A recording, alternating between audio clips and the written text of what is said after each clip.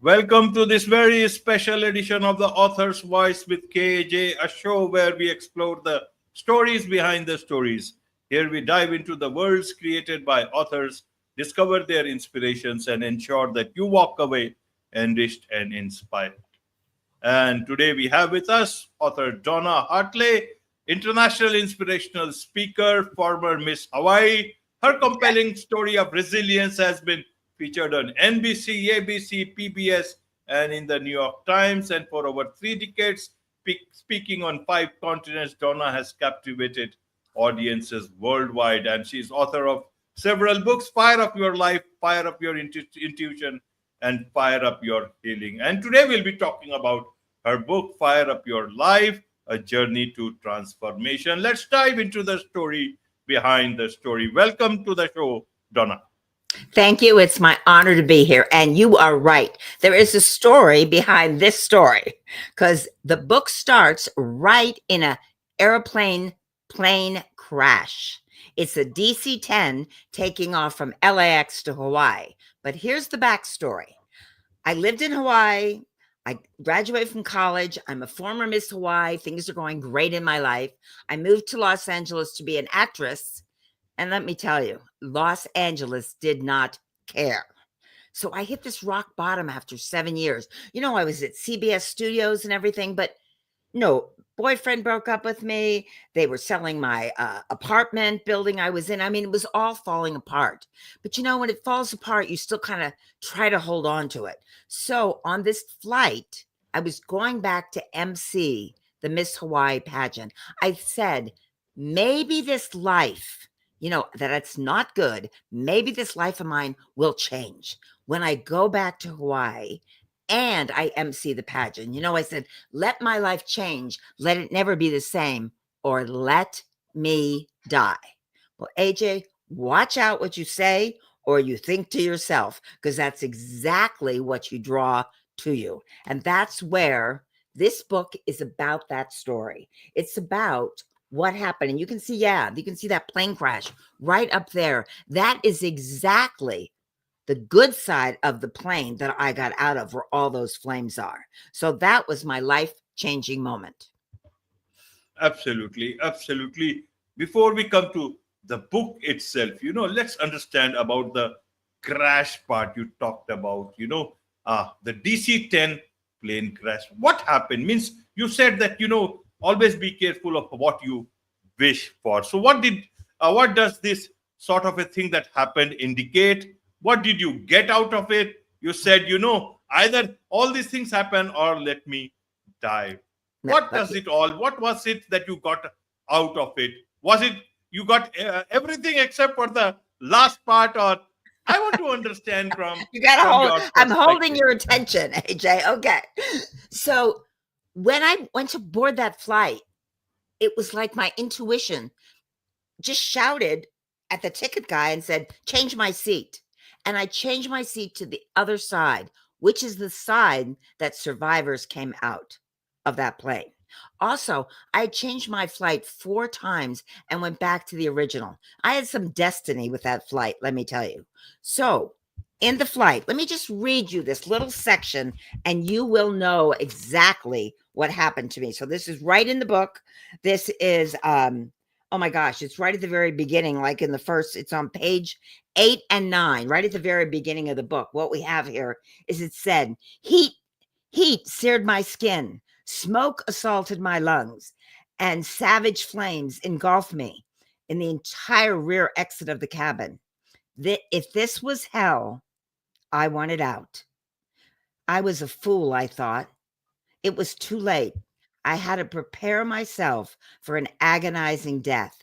Suddenly, there was nothing more but air to prevent me from falling into those flames. Then this is what happened then. I heard these words that went through my ears. They were, do you love yourself? Do you have a good relationship with your family and friends? Are you living your goals and dreams? And if you die today, have you left this planet a better place for being here? And I screamed no to all of those. And then I said, let me live. Okay, that was the turning point in my life. Sometimes it takes us years and years to realize something. Well, I got mine in about 3 seconds, that I had not been appreciative of my life, that I had taken it for granted, that I whined about it, that I complained about it, that I didn't have enough, whatever it was. But at that moment, when I was about to burn to death, and I was only inches because my body was singed, from the flames and from the heat and everything. But after that happened, it was like an invisible voice speaking to me. It was asking me if I wanted to live or not.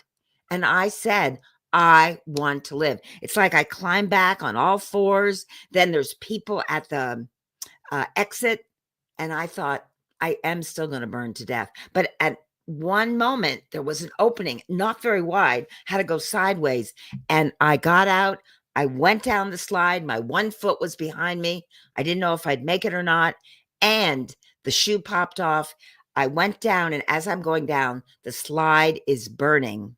And I'm falling 20 feet right down to the bottom. So on the book, if you look at it right here, I'm coming out of the rear section on this side. That's exactly where I'm coming.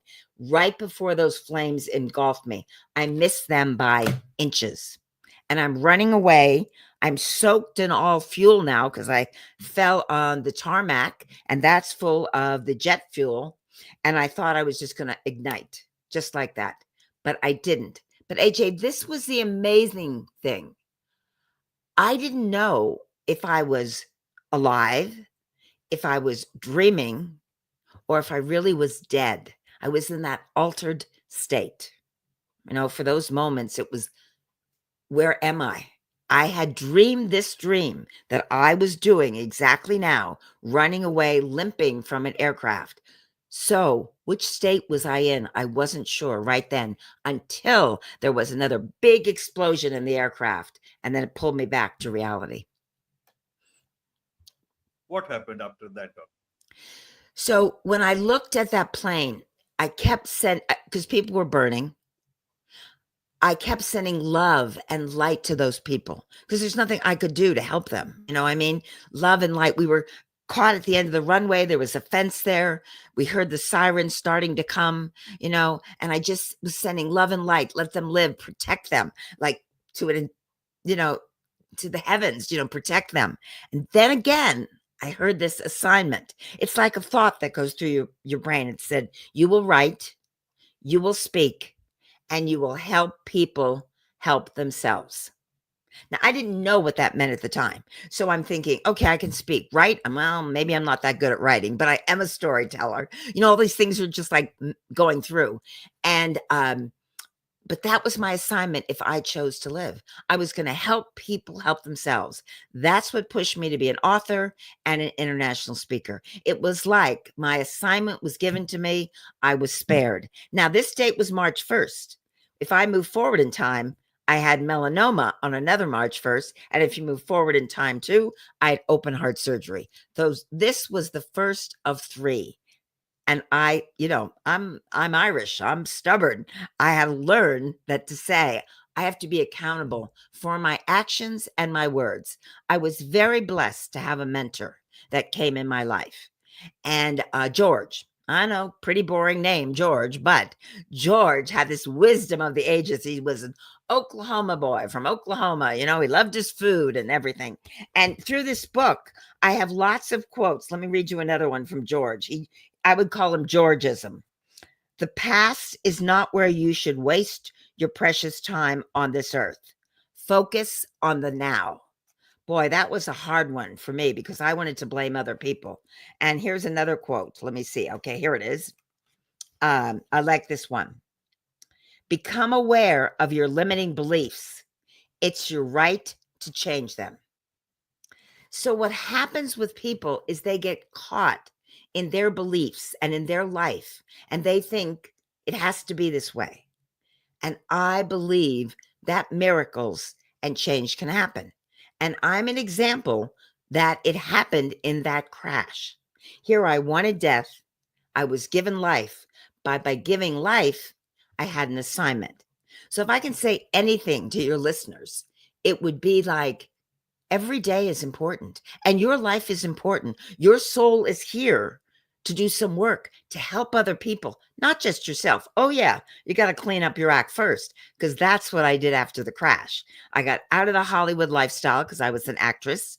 I moved out of town, back to a place in the mountains. I had to heal my insides before I could help other people. But it was that crash.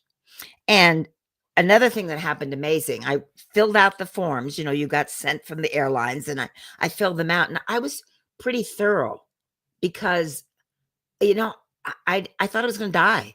So I wasn't trying to save my life. So I was watching what was happening, and things were falling apart, and people were silent. They did not scream, because when you are really at death's door, there's nothing to say. People are always shocked when I say that. I said nobody spoke. Outside, when you got outside the plane and you were alive, people were screaming, but not inside. So a few months later, I got subpoenaed by the National Transportation Board of Inquiry.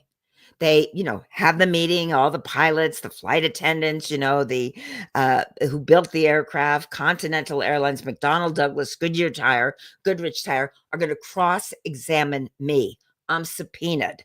I have to come. I said, I can't do this. I mean, there's millions and millions of dollars worth of lawsuits. And who am I? What if I say the wrong thing? I called a girlfriend to complain. That's why we have girlfriends, and she said, come on over. And I went in her house, and it was like noon, and I grabbed the cheese and the bread and stuff out of the refrigerator. And she said, oh my gosh, you're not going to be drinking wine at 12 noon. And I said, look at the subpoena. What am I going to do? She called the head nurse from the burn ward where they had taken some of the passengers. And I went there, and I walked through that burn ward with that head nurse, and I had to grab onto a bench because I was falling over. The smell of human flesh, and then I saw an elderly lady, and she recognized me from the plane. I didn't know her, but she had like part of her body burned. She's on egg cartons, all this part was burned, side of her face. And she said, come here. So the nurse walked me over, and she said, I saw you on the plane. I just nodded. In my head, I didn't know what to say. And then she said, it hurts. Don't let it happen to anyone else. I just looked at her, and then she said, promise. And I shook my head, and I said, I promise. Now, I made a promise that I didn't know I was going to keep.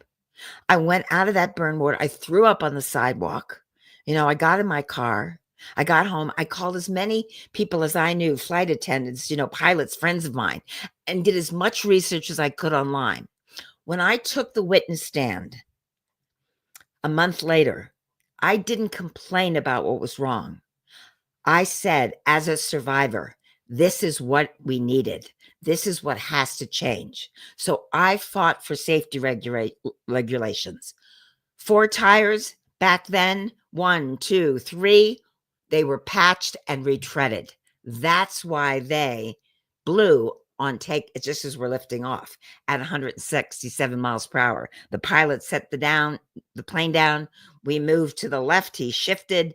I was on the right. The left had burned right away. People on the right had time to get out. So they don't do that now. They put gauges on the tires. The other thing I fought for back in 1978, when the plane crash happened, why didn't we have a TV, a visual screen? Because nobody was paying attention to the flight attendants. I was. I counted 6 rows from the exit. That made the difference in the smoke and the fire. I knew where I was going. And the other thing, and this is not on all aircrafts, but I said the crew got out alive because they busted a window and they threw a rope down and they shimmied down. We just had to jump 20 feet after every one of our 8 evacuation slides changed.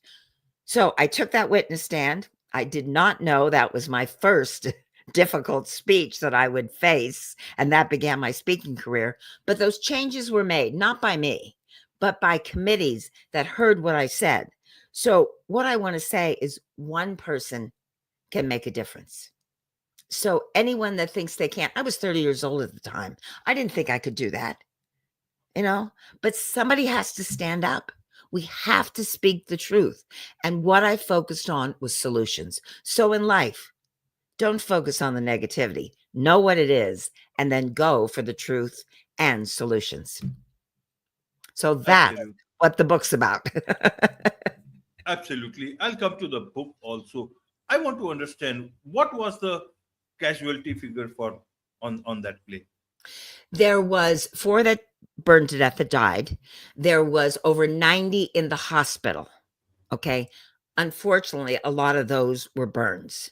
90 in the burn ward, I mean, in the hospital, mostly burns, ankles, broken backs, legs, because they had to jump.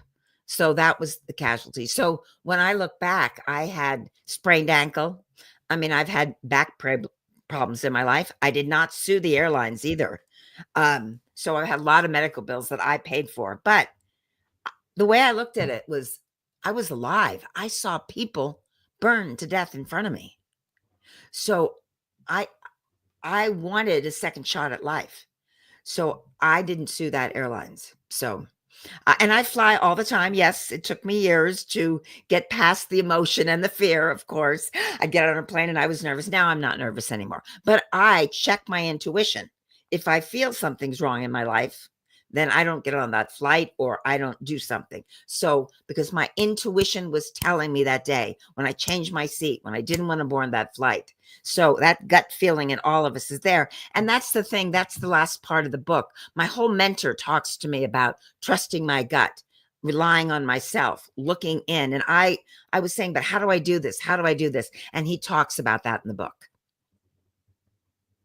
Absolutely. Absolutely, Donna. So at one point in time, you said, let this life be over.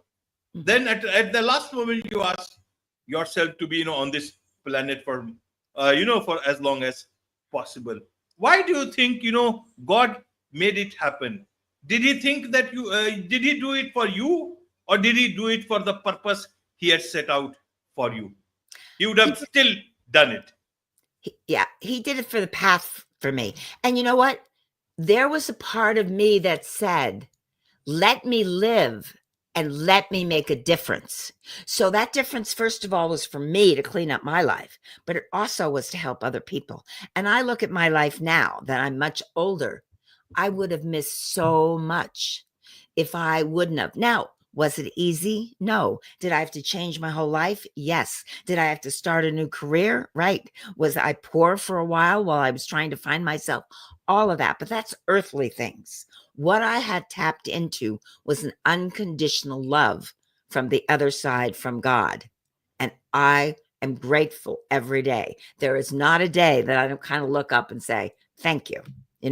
Yep, even the bad days, the days with no money, the days with rain, I mean, whatever it is, I have one more day to make it right. So yes, I was spared to clean up my act, but I was spared to get on my assignment that I chose for this life, and that was to help people.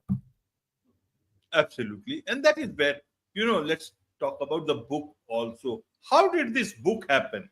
Because after such a thing, people would normally go about building things, rebuilding things. I don't know by that time if you had written any book. How did this book thing happen?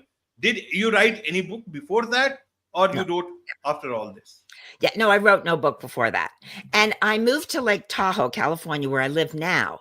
And I wrote like notes and journals, but I didn't write the book. It took years for me to heal everything, to write it. But it really was the request of people in my audience that said, we want to know about this plane crash. We want to know about this white light that came down. We want to know about how you found your purpose. We want to know about how you got a mentor that got you on the path, So that all those questions, that's what got me on the path to finally write it. And I'm not disciplined. I don't like to sit down and write, but I did it. Yes, I cried when I wrote it. So this is the first of 3 books, because Fire Up Your Life is a plane crash story. My second book, Fire Up Your Intuition, is how to trust it. And with my mentor, and he teaches me how to trust my intuition and adoption of my daughter as a single mom. And the third one is fire up your healing. I heal with my mother, my father, my brother, and then I heal the cancer in my body. So what happened for me, that this was a journey for writing, but it's really the other people in my audience who said, we want to know more about that. That's what forced me to sit down and say, I will write this. Absolutely. So, what have you written in this book, Donna? Fire of your life, because it's also related with that day and the plane crash, and as it's in the cover. Well, okay, so I get through the plane crash, I get through the hearing, I start to look at life different, and I write about that. And I write about meeting with my mentor, George. He was so busy all the time, but he'd meet me for breakfast really quick. So I had this whole list of questions, and I would say, George, so why did I live? George, why are people born blind? George, why do people get divorced? I was on that path of understanding this life on earth. So that's what this is about. Every chapter after that, I would meet with him for breakfast. I would ask him these questions. Then I would go out, and some experience would happen to me that really would help me understand what he was telling me. See, I learned there are no accidents. Everything happens for a reason. Once you understand your learning lesson, then you can move your energy and your vibration to the next level.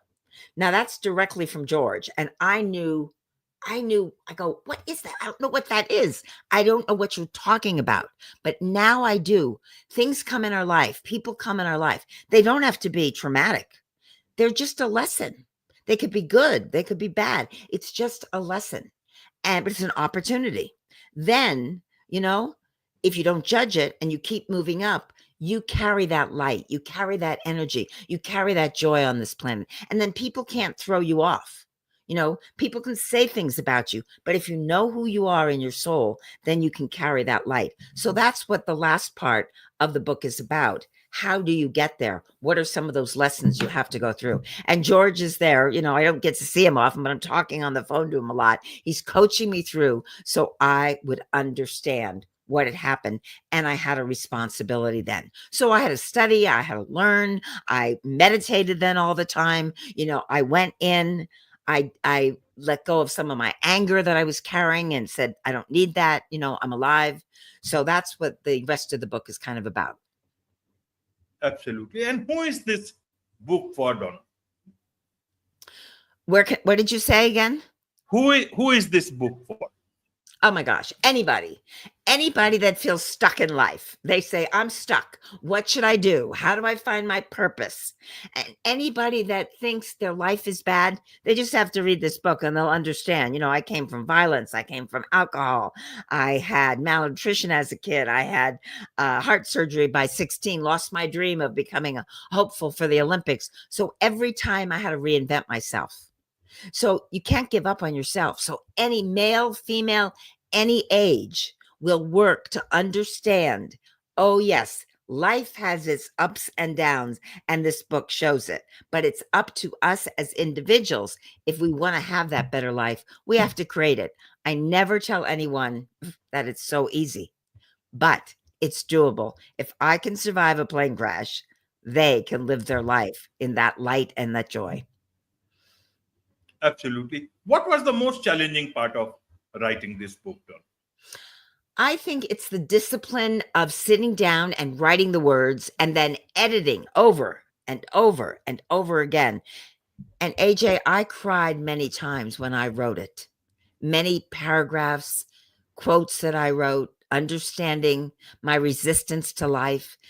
It was really good therapy also for me. But I wanted to write it raw from those emotions. So when people read it, they would look at their lives and feel the emotions in their lives. So there's lots of joy in it, of course, and there's lots of humor in it, but there's lots of that pain. And I remembered the good things in my life too when I wrote in this book. When I became Miss Hawaii, yes, I ran for the pageant 4 times, and the 5th time I won, but the joy of completing something and following through. So yeah, to any author out there, oh, I know the editing over and over again. They say when you get it back from editors, there's red marks on all the pages. So I would look at the pages and go, oh, good, that only has 30 red marks on it, So you can't take it personally. I got to keep changing it and improving it. But I think a book, digital or hard copy, today, because I read many, many books then after that about finding myself, really helped me. So mine is one of those books, but it's also entertaining because it's through my eyes. It's a true story, but it's entertaining. And then you hear me argue with my mentor, George, and the things that I go through and face. So it's not just self-help. Every chapter, though, has a summary at the end that kind of sums up that chapter. Absolutely, Donna. So, in a nutshell, what do you want? What messages, what insights you want your readers of this book to take away with them? Oh my gosh, you ask these hard questions, don't you? And give it to me in 1 minute. Okay. We are all on earth for a purpose. And every soul, no matter what your job is, no matter what you do, has value and has purpose. But for that soul to have purpose, you have to live your best life, not what other people tell you, but inside your heart, you have to go for your best life. Wonderful. Wonderfully said, Donna. Now, you have written 3 books. Any other Yes. book, any in the pipeline, anything else that you are doing you want the world to know about, Donna? No, I don't want to do another book for a while. They keep asking me to do another one, but I do have the 3 books. I do have meditation CDs or downloads, meditation and intuition ones. So they're on my website. Okay. My book also can be found on my website or at Amazon, but my website is donnahartley.com. So they can order the books there. So that's really what I'm doing. I'm out still speaking to groups, and I'm thrilled to work. People ask me if I'm going to retire because I'm past the age. I go, what am I going to do? I snow ski, I kayak, I hike, I do all those good things. I live in nature. I'm fortunate, but I feel very fortunate that I lived. So my assignment is still to help people, probably till it's my time to leave this planet.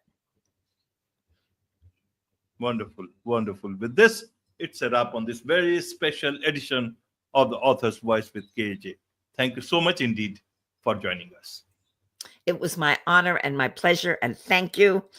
And I love talking about my book to people.